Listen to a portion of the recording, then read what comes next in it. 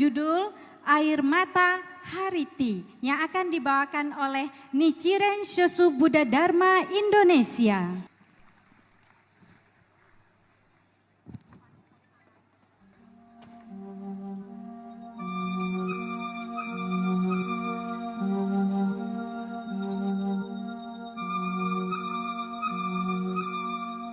Dahulu kala, di negeri India, hiduplah para iblis-iblis. Di antaranya, ada seorang wanita bernama Hariti. Hariti mempunyai anak yang banyak sekali, dan setiap hari dia bermain dengan anak-anaknya. Hariti sangat dikenal dengan kebiasaannya menculik anak untuk disantap. Karena Hariti memiliki wajah yang cantik, sehingga orang senang melihat wajahnya. Dan dia bisa masuk ke desa menculik anak untuk disantap.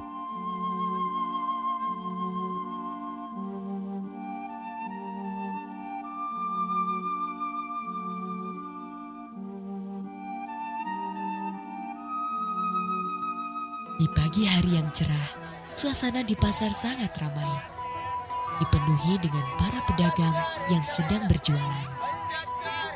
Semua masyarakat di pasar sedang sibuk untuk membeli kebutuhan sehari-hari.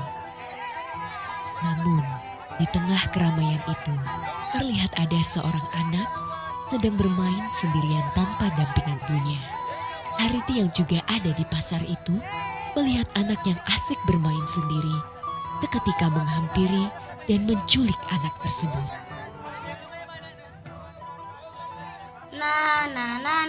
Nah, hatiku senang sekali bisa bermain di kota. Hai anak manis, sedang senang ya? Mana ibumu? Oi, itu di sana. Anak manis, mari ikut ke sana sebentar. Di sana ada makanan yang lezat dan mainan. Tapi ibu saya di sana. Nanti ibu cari saya. Saya kasih tahu ibu saya dulu ya. Tidak perlu anak manis, kita sebentar saja. Nanti setelah bermain dan makan, saya antar lagi ke sini. Di sana banyak mainan. Saya mau ikutlah. Di tengah keramaian pasar, sang ibu yang sedang sibuk berbelanja akhirnya menyadari bahwa anaknya tidak ada di sisinya. Sang ibu pun panik mencari anaknya yang telah hilang. Ia pun berlari, mencari, dan bertanya kepada semua orang yang ada di pasar untuk menemukan keberadaan anaknya. Tuan ada melihat anak saya enggak? Mana anak saya? Tuan ada melihat anak laki-laki setinggi ini dan pakai baju putih dan celana biru. Maaf Bu, saya tidak melihat. Ibu bisa melapor ke pengawal saja. Tidak! Anom! Di mana kamu?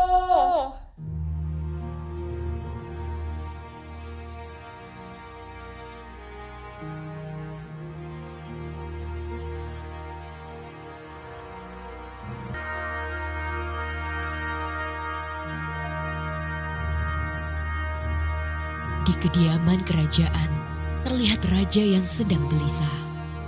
Setiap hari, raja mendapatkan laporan kehilangan anak-anak. Raja pun terus berpikir bagaimana menghadapi masalah hilangnya anak-anak ini. Di tengah kesendiriannya, ia pun bertanya-tanya, siapa yang mencuri anak-anak ini? Dibawa kemana anak-anak ini semua? Apa yang harus saya lakukan sebagai raja? Melihat keadaan desa semakin sepi, karena diliputi ketakutan akan hilangnya anak-anak. Maaf Raja, ada yang mau melapor. Apa? Ada yang kehilangan anak lagi? Baiklah, silakan masuk. Siap Baginda. Maaf Baginda, kami kehilangan anak laki-laki kami. Dan anak kami hanyalah satu-satunya. Kami tidak tahu harus mencari di mana lagi. Saya meminta pertolongan raja supaya bisa menemui anak kami. Ibu, Kami berusaha mencari. Pada hari ini saya akan perintahkan untuk mencari anak ibu. Ibu berdoa terus dan tidak berharap yang bukan-bukan. Karena sebelumnya juga ada yang melaporkan hal yang sama. Dan kami sudah mencarinya, tapi tidak ketemu.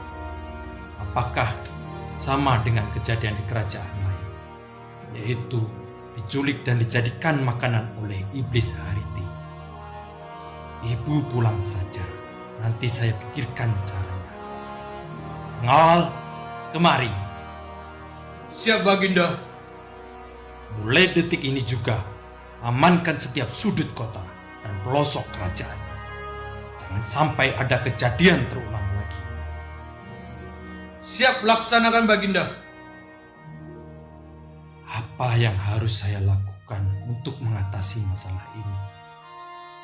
Baiklah, saya harus menemui Buddha untuk menanyakan bagaimana masalah ini teratasi, supaya anak-anak di desa bisa hidup sampai dewasa dan para penduduk tidak takut.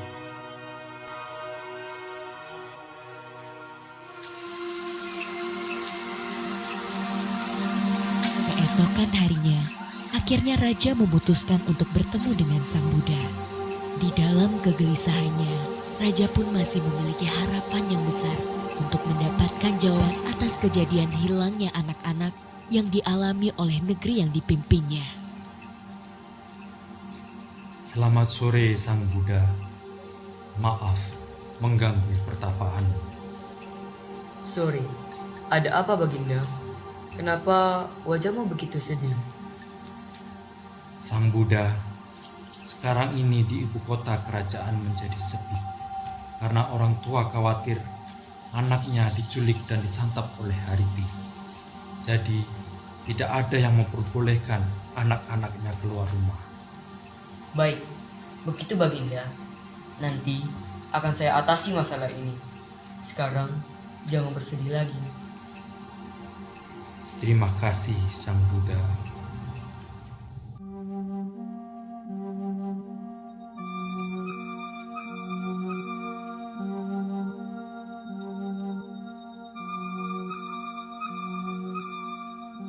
Sang Buddha pun datang ke tempat Hariti.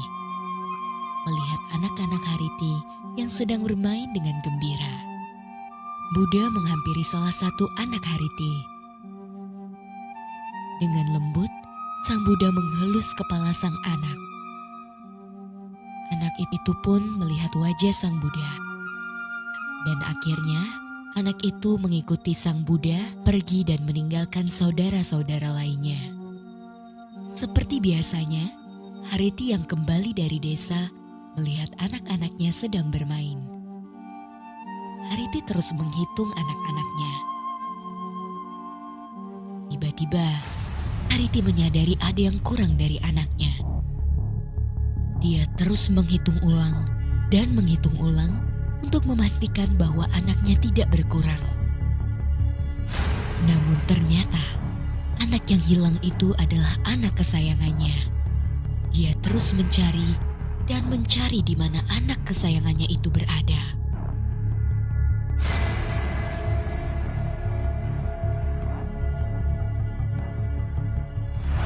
Hingga akhirnya dia lelah dan mendengar suara yang memanggil namanya.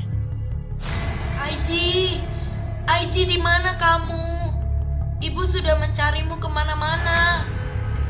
Mengapa kamu, Hariti? Apa yang membuatmu sedih? Aiji hilang, Dewa. Oh, Aiji, anak bungsu kesayanganmu. Dewa, saya sudah mencari kemana-mana. Ke kota, gunung, dan sungai. Tapi tidak ketemu. Coba kamu ingat baik-baik. Siapa yang ke rumahmu sebelum Aiji hilang? Oh iya, Buddha. Kalau begitu, saya akan bertanya kepada Buddha.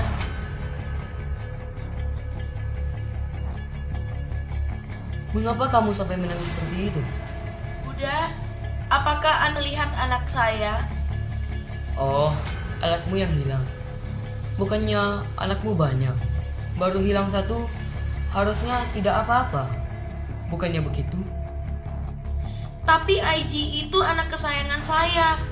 Apalagi saya sebagai seorang ibu pasti merasa kehilangan meskipun hanya satu anak. Hariti, kamu bisa merasakan seperti ini sekarang.